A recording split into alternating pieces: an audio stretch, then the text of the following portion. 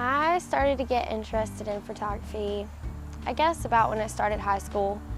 I was on my yearbook staff, and I think that really kind of kick-started the whole thing because, ever since I was a little kid, I liked taking pictures, but with the yearbook, I had to be a lot more mindful of what I was doing and, what it looked like. And I think then I kind of discovered that, this is really cool, there's a lot of neat things about it. I really like the whole artsy type of things, drawing, painting, and I guess photography was just another form of that. And so I started taking pictures, and it was like, wow, this is really cool, you can see so much detail in these pictures, when you get close to something.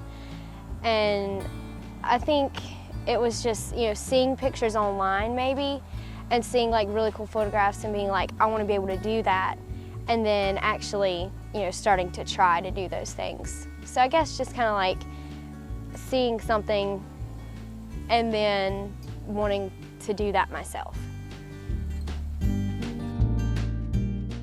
As far as equipment goes for what I use right now, it's very makeshift because I don't really have any of the fancy photography equipment because it's so expensive. I just don't have the money really to buy all of it at one time. But I do have the camera to start off with. It's a DSLR camera, and I have a couple of different lenses that I use. And depending on the shot, I'll use a different one. And of course, I stabilize that with a tripod. And in the picture itself, I usually have a backdrop, which is 2 pieces of plywood put together, and they're both painted black. And that's my most common thing that I use in the studio.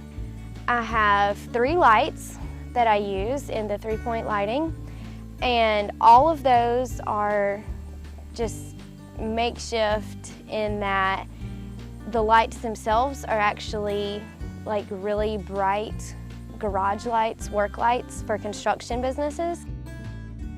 Yeah, it's definitely not all professional equipment. It's just things that I found laying around my house. Sometimes I use blankets, sheets, anything that I can find. But it definitely all turns out a good project if you know how to use it. Usually I take individual shots, but I have done some group shots where I had like all of the seniors of a team come together and I did like a whole shot of them. But I'm focused mostly on individual shots in the studio using very specific lighting and various angles to create different effects. The whole process of photography, I think, is really interesting, and it's very appealing to me. Like, I enjoy all the parts of it.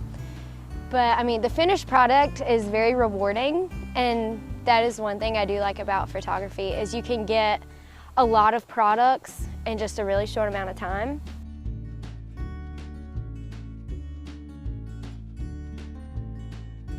If there was one thing I could let people know about photography, is that it's not just pointing and shooting a camera. It's not just snapping a shot of something you see.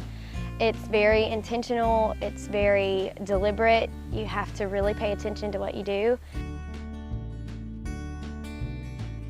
It's not an easy thing to do it well and to get things that aren't just what everybody else has.